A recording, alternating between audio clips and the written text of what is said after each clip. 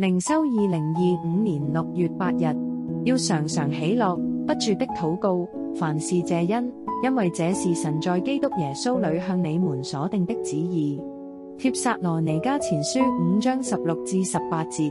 當我們來到神的面前敬拜時，不只是履行儀式，而是進入與神相遇、對話、獻上心意的神聖時刻。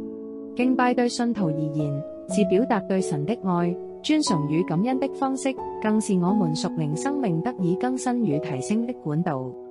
聖經教導我們要用心靈和誠實來敬拜，約翰福音4章23節，也就是用真誠的心和對真理的回應來親近神。當我們用敬畏的心尊崇他的聖潔，用感恩的心訴說他的恩典，用渴慕的心尋求他的同在，我們的靈就被甦醒，心也被神的愛充滿。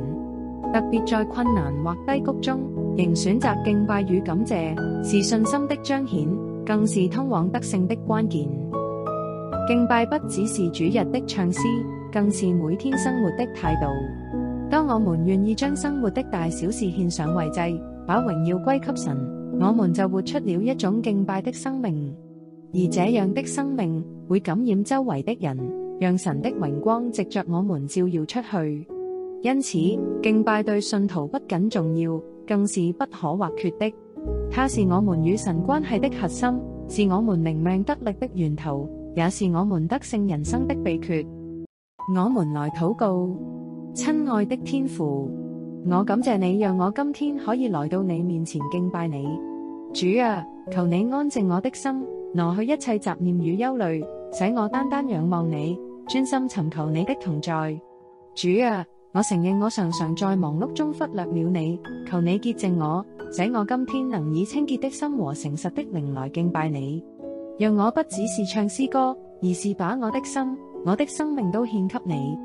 求你的聖靈運行在我們當中，開我們的心眼，使我們更深認識你的榮耀、良善與大能。願我們的敬拜討你喜悅，成為馨香的祭，達到你的寶座前。